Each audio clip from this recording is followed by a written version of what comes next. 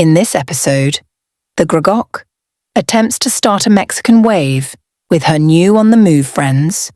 The Geordie sits still for 31 hours, 42 minutes, and 45 seconds, just to meet the legend, Mitch, from OTM. And somehow, they manage to level a caravan on Mount Panorama, a hill so steep it makes goats reconsider their life choices.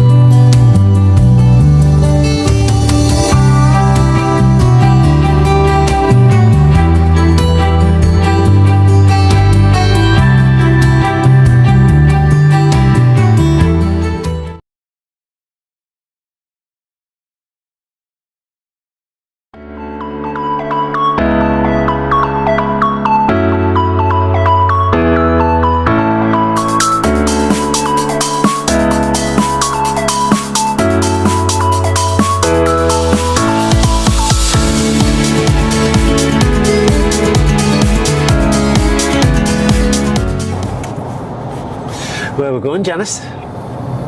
We're going to the Bathurst 12-hour race at Mount Panorama In New South Wales.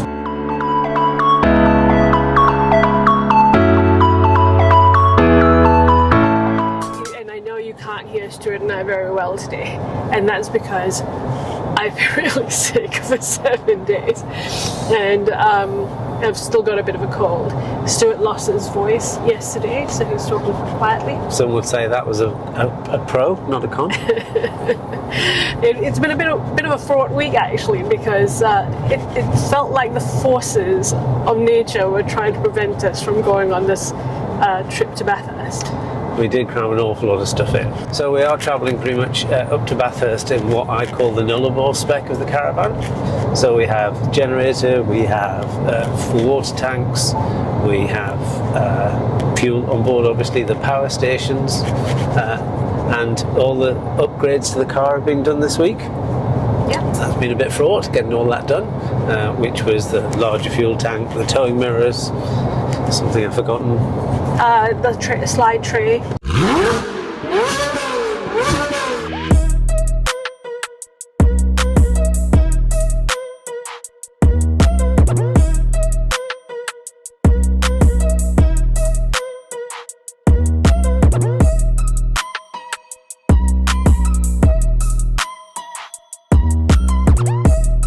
The worst part of that was you were doing all that while we were waiting for the caravan warranty work to be done, as well as your wife being really sick for 7 days. It's been a busy week. Barely out of bed, yeah. So it's been a rough week for us, and we almost, even up till about 3 o'clock yesterday, we weren't sure we would get everything together for us to be able to go. But we are going. We are a little bit sick, so if you do see us at Bathurst, probably best not to hug us. Yes. and we're excited to be going. I'm very excited to be going. Although I have to say, whilst I am now properly retired, I have no idea how I used to have time to have a job. One other thing I think we probably should mention is when this trip to Bathurst, we are going to be completely off-grid. There is no power, no water. Nope. While we're there. So it's 5 days, I think, in Bathurst. No power, no water. This is going to be exciting. That's what we bought the caravan for. That's right. So let's see how we go. And if the worst comes to the worst, we do have a generator. We do have a generator. And we do have a water bladder if we need to go and get water. We do. Okay, off we go. Off we go. Yay!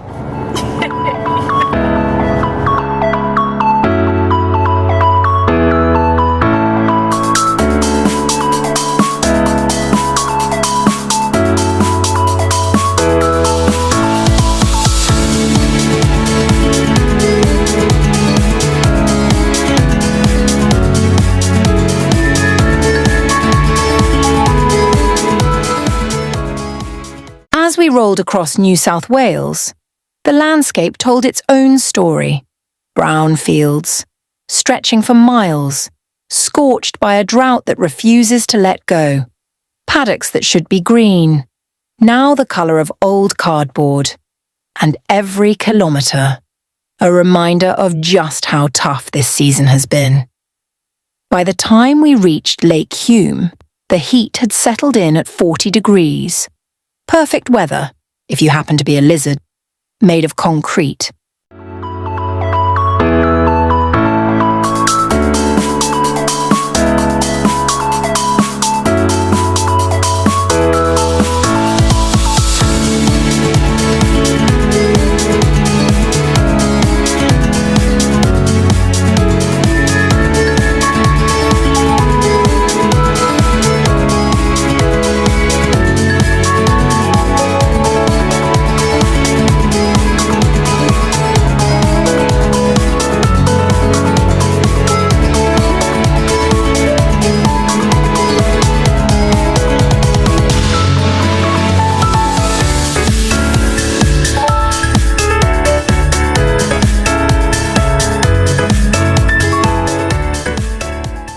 After dropping the caravan at Lake Hume Discovery Parks and setting up in the kind of heat that makes thermometers question their career choices, it was time to go exploring.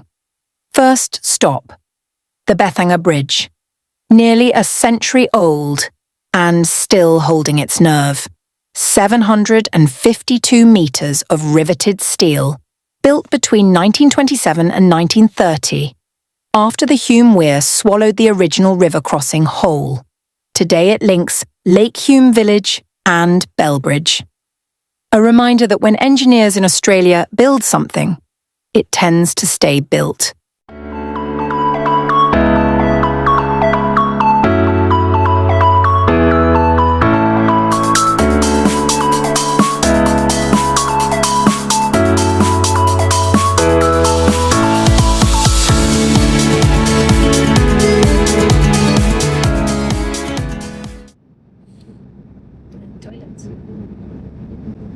Very pretty, very dry and very pretty. I so want to drive down one of these long slipways.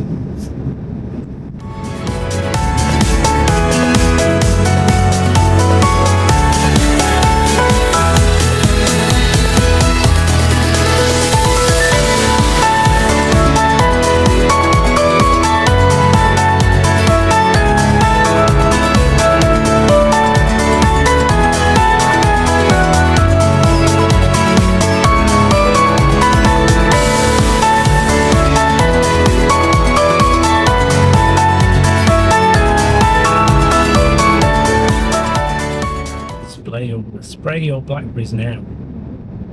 Not later, now. Not later. Actually, pretty late. Look at the beautiful homes out there.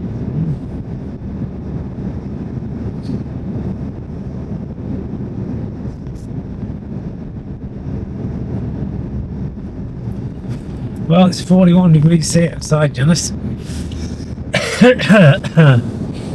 Yes, I think today is the last hot day. Hopefully we're going to experience for a few days. Bathurst is supposed to be a lovely 23 degrees. Yeah, the campsite's just where that dam is, look. Yeah, Well, I think they're being a bit over the top with that dam, if I'm honest with you. that's a big tip. Because it's a lot bigger than the surrounding mountain, right? If it gets that high, then everything's going to flood.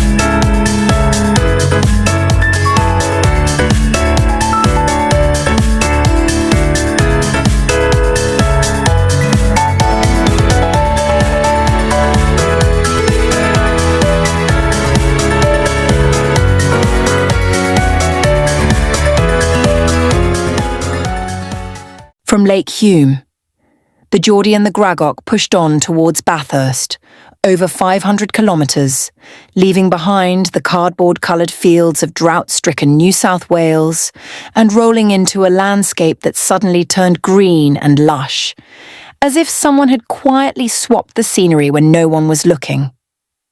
The Geordie and the Gragok arrived on the Thursday of the race weekend, deliberately, because from Friday to Sunday, the only way into the Paddock campground is through a tunnel their caravan was far too tall to fit through. Turn up any later, and they would have been camping somewhere near Orange. Mount Panorama is the home of the Bathurst 12-hour, a race where GT cars worth more than most houses are hurled around a mountain starting before sunrise by drivers who apparently have no interest in self-preservation. It's endurance racing at its finest. 12 hours of speed, strategy, and the occasional moment where someone forgets that gravity is, in fact, a thing. And before you can enjoy any of that, you must first survive the queue. The Geordie and the Gragok joined the line of cars, caravans, motorhomes, and every other wheeled contraption a human can sleep in or near, and crawled through the alcohol checks, and finally made it into the paddock. Which is when the real challenge began. Because the Bathurst Paddock camping ground is enormous. It's so big, you don't navigate it, you lodge a flight plan. At one point, the Geordie and the Gragok are fairly sure they passed through 3 different climates. Eventually, after what felt like crossing a continent, they reached the very top of the paddock. And that's where the fun really started. Because as the Geordie and the Gragok began levelling the caravan on the steepest pitch they had ever attempted, they realised they had an audience. And not just any audience, the seasoned on-the-move caravanners. Some who work for On the Move. Some who travel the entire country in their own on-the-move caravans, and have seen every type of terrain Australia can throw at them. All of them watching, with the calm, knowing expressions of people who've seen absolutely everything. No pressure then.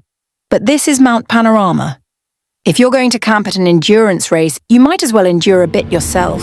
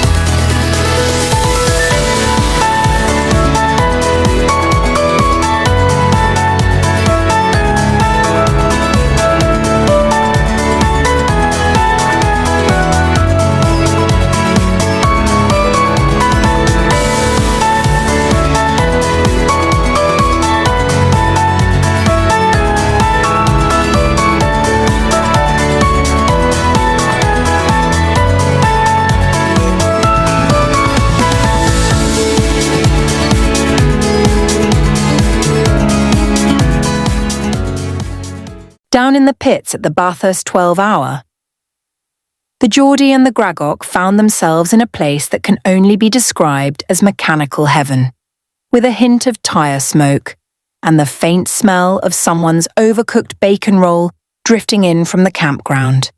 Because the Bathurst pits aren't just pits, they're a cathedral, a temple of noise engineering, and people who genuinely believe sleep is optional.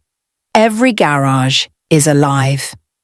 Teams buzzing around GT3 cars worth more than a small suburb, polishing, tweaking, adjusting, and occasionally staring at a laptop as if it's personally offended them. Engines fire up without warning, sending shockwaves through your rib cage, and reminding you that these machines are not here to mess about. And in the middle of all this mechanical fury, noise and petrol smell, the Gragok got an ice cream. Because she deserved one while GT3 monsters roared and mechanics sprinted around like caffeinated meerkats. She stood there calmly, enjoying a soft serve as if she were at the seaside. The only person in the pits who looked genuinely relaxed. Jeremy Clarkson would have been proud. And then the concours display. A lineup of cars so immaculate, so shiny, you could check your hair in them. If you had any left after standing too close to a GT3 warm-up. The Geordie and the Gragok wandered past classics that looked like they'd been restored by angels with torque wrenches. Paintwork so flawless, it made brand new cars look like they'd been sandblasted, chrome polished to within an inch of its life, and owners standing nearby. With the proud, slightly smug expressions of people who know their car is worth more than your house. And possibly your neighbours as well. There were muscle cars that rumbled even when they were switched off. European exotics that looked fast, just sitting still. And the kind of rare machinery that makes grown adults whisper, as if speaking too loudly might reduce the resale value. Eventually, the Geordie and the Gragok climbed out of the pits and into something entirely different. The Bathurst 12-hour entertainment zone. A place that can only be described as everything, everywhere, all at once. Food stalls sizzling away like they're trying to outsmoke the GT cars. Merch tents selling shirts so bright, you could land aircraft with them. And music loud enough to convince your internal organs to rearrange themselves. It's the sort of place where you can buy a hat, a hot dog, a hydraulic jack, and a die-cast model of a car you'll never afford, all within 20 metres. A festival of noise, smells, and people who've clearly decided sunscreen is optional. The Geordie and the Gragok wandered through it all. Past kids clutching oversized slushies, adults clutching oversized beers, and fans who've been awake since 4 a.m. and are now running entirely on adrenaline and questionable meat. Because that's the Bathurst entertainment zone. Part motorsport carnival, part marketplace, part fever dream. And somehow, it all makes perfect sense. And this is for the second step of those copper shell podiums that we've got these two guys fighting at the moment. So all after they're both really yellow at the moment.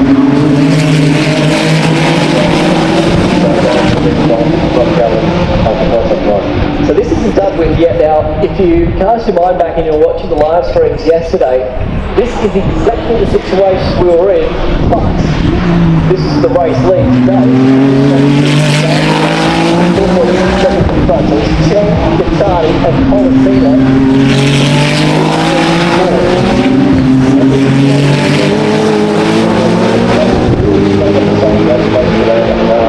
We did yesterday, so I think it will be those three having the battle here. Interesting to see now with 8 more ball fields and we're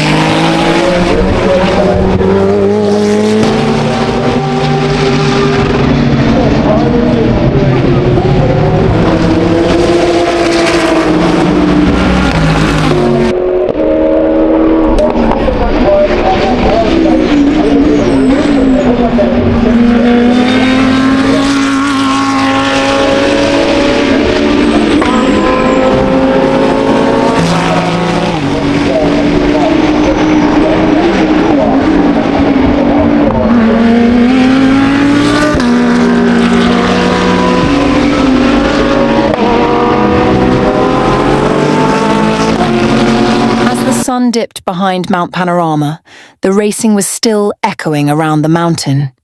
Valentino Rossi was out there too, because apparently winning 9 world championships on 2 wheels wasn't enough. Now he's decided to have a go in cars as well, just to make everyone else feel inadequate. The Geordie and the Gragok headed back to their perfectly levelled caravan. A small engineering miracle given the slope they were parked on. They lit the BBQ, the mountain glowing gold behind them, and soon joined the seasoned on-the-move caravanners around the campfire. Stories were swapped. Laughter rolled across the paddock. It was Bathurst at its finest. And then, the Gragok decided the group needed a Mexican wave. It was only on the second attempt. It worked. A full, glorious, slightly wobbly Mexican wave rippling around the fire, led proudly by the Geordie and the Gragok.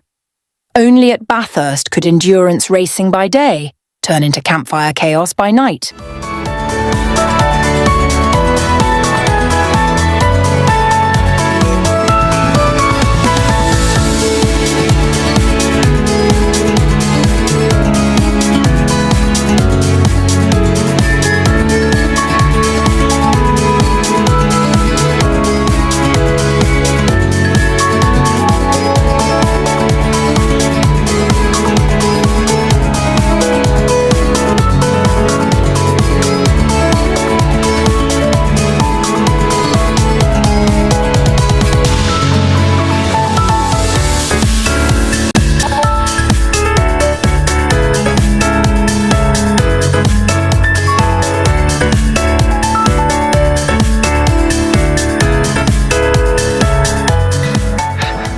So Janice, we've come all this way from Bathurst. Yes. Did you ring them to make sure they were in? I didn't actually. Didn't call the three sisters. You didn't ring the three sisters, so he might come here and they might not be here. They might be out for dinner. Well, I heard that the witch doctor that turned them into stone got killed in battle. Oh, so there you go. they can't be unstoned. Unstoned. Reverted to There's human. a whole conversation going on there. So I think they'll still be here. I hope so. So yes, we're going to see the three sisters. Yes, in Katoomba, near the Blue Mountains. And Janice didn't even bring her binoculars. Oh crap! I didn't really look at my knuckles. It's okay, keep going. I have to go back and get It's them. okay. I'll see them. Go on this way if I've got your binoculars. I know my We're binoculars. going to the visitor centre in a bit, Janice, so let's see if we sell Sisters Rock. Like the stuff in Blackpool. Right, stuff in Blackpool. I spend all my afternoon on the way back in the car sucking on a Sisters Rock. No? Okay. That's pretty. Well, that's pretty magnificent, baby. Yes. Pretty magnificent. There is a walk, but I think it takes 2 hours. We'll have a look at the view. We're going to look at the view. And my chest and my cough. I have to say though, at $12 an hour parking, a 2-hour walk is just a bit. Look at this, look. Oh, look at that, yes. I'm going to do some prints. You going to read it? Yes. I can't pronounce it though. Known as Dingang People. to the Gandagura people, and as Bianbari to the Durak people. Daruk people. Pleasant beings, rivers, mountains, valleys and skies. Yeah. Imagine living in that house over there. Just know. there. And having that view. That's what I was saying. He's even got a sauna facing that way. I can see the Yeah. three sisters. I have to say, one of them didn't have a very good hair day.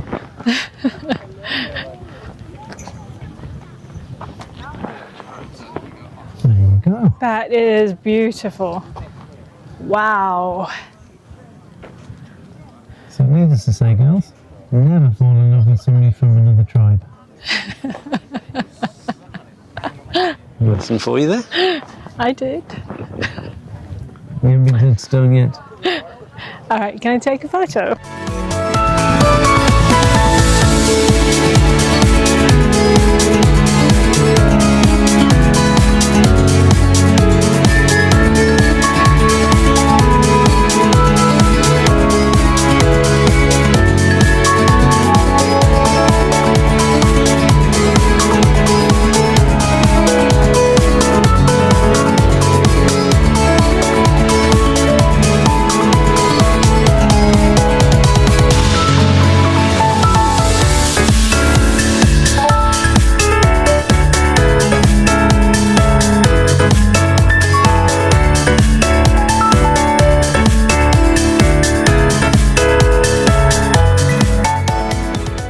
Camping at an on-the-move retreat is simple.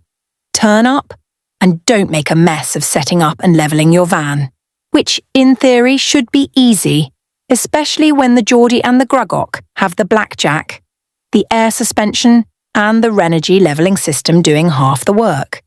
And yes, they were probably judged for their caravanning skills, but none of the on-the-movers saw the Mexican wave coming.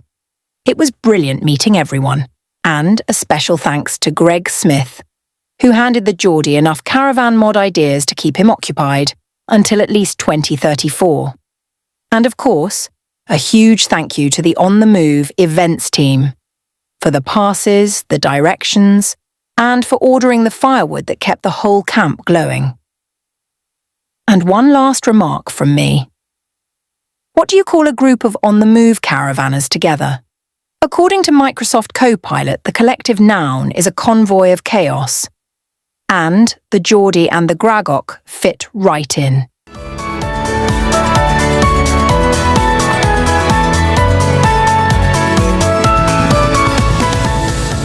Where have we been, Janice? We've been to Bathurst. We've just come back. We're heading home from Bathurst. And where are we going, Janice? Well, we're driving for about 6 hours to get to Benalla. So we're going to stop at the Benalla tourist park on the way home.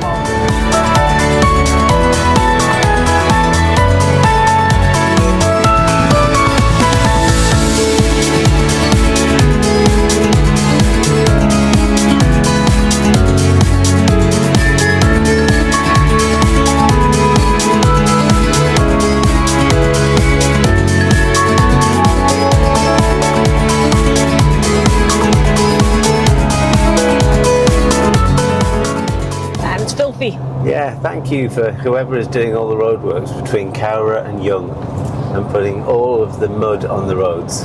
Thanks for that. I'll think of you every time I wash a single inch of the van when we get home. So how was Bathurst, Janice? Did you enjoy it? I loved it. It was a real atmosphere. All the people camping there, the fires, the parties, that, you know, people just sitting around fires and laughing and carrying on. There wasn't really any bad behaviour that we saw. It was really good. Everyone was really friendly. I've certainly never been to anywhere where there was so many checks as you went in as to how much alcohol you were carrying. Yes. So maybe that kept it under control. Well, I think the interesting thing was as well, there were kids and families and big crowds there. Every campsite just about was full. But just everyone was well behaved. It was quiet by 10 o'clock. Everyone was in bed. Yeah. Wasn't really noisy. Made some new friends? Yeah, we made some new friends. So we went to the On The Move retreat, owners retreat, and that was fun. We sort of sat by the campfire for a couple of hours every night after dinner and made some friends. That was good. Janice really made friends. I made a long list of modifications for the caravan. I now know how to fill our tanks from the bottom. Thanks, Greg. We also got our TV fixed. Thanks, Mitch. Thanks, Mitch. Mitch, the legend. So yeah, we learned a few things that we didn't know. It was quite nerve-wracking setting up the awning and the sidewalls in front of all these experienced caravan owners, but they said we did well. Yeah, nothing like trying to get your airbags at the right temperature and get your blackjack at the right and get the van level and then put your awnings up with an audience of on-the-move caravan owners who'd been doing it for many, many, many years. But we survived. We did, and it was a cracking weekend. It was. So very happy to have come. And now for the 1,000 kilometres back to Victoria. Yeah. We've gone from, I think it was 9 degrees overnight last night in Bathurst to what supposedly, according to the forecast, is going to be 37 degrees when we get to Benalla today. Right, so what's the term? Sit rep? Say that again? What's the term? Sit rep? Is that what they use? I don't know what it stands for. Sit rep? Status update? Oh, is that what it's Whatever called? the term is? I don't know what I don't know what that is. I've never heard of it. Okay, well, we're 500 kilometres further away from Bathurst than we were this morning. Yes. We are not far from Benalla, about 70 kilometres. We've now finally found our way back to the Hume, thanks to the sat nav. And all all is going well. Yeah, it's actually been quite a pleasant drive.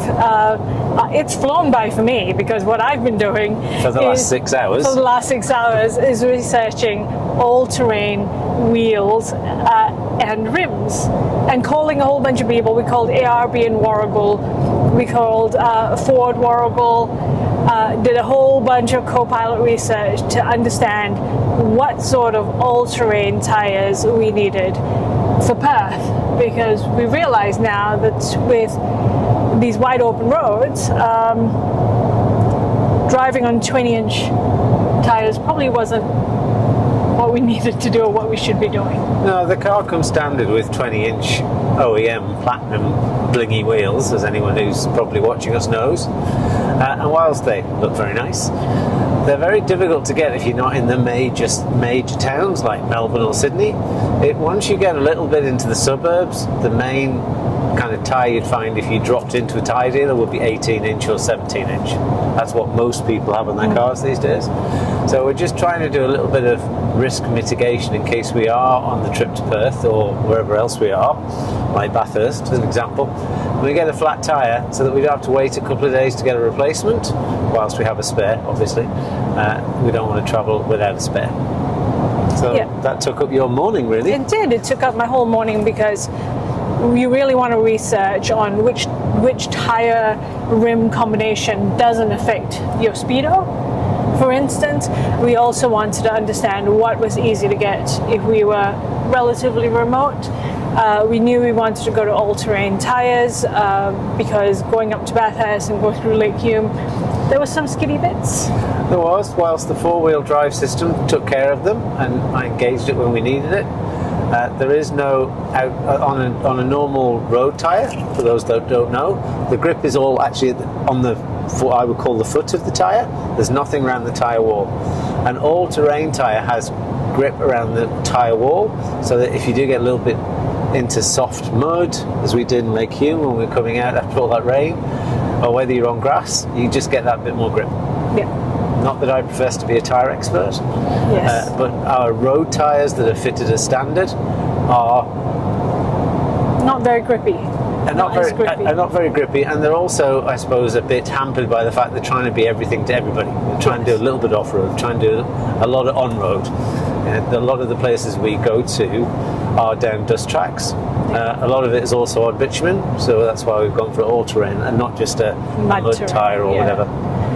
The other thing that we have read that it will help with is we do have a little bit of porpoising when we're towing the caravan. Apparently it's going to help with that because it does help with the bounce back, the rebound. That took me better part of four something hours to do, but we're getting some. Janice managed to find some on Facebook. Yes, marketplace that is brand new. My wife has so many talents, but my getting a bargain has got to be fairly up there at the top of things. So yes, I have to pick those up on Wednesday. Yeah, so one more mod. Which is good because that means I get to empty the tub again and take the fridge out that we've never used this trip.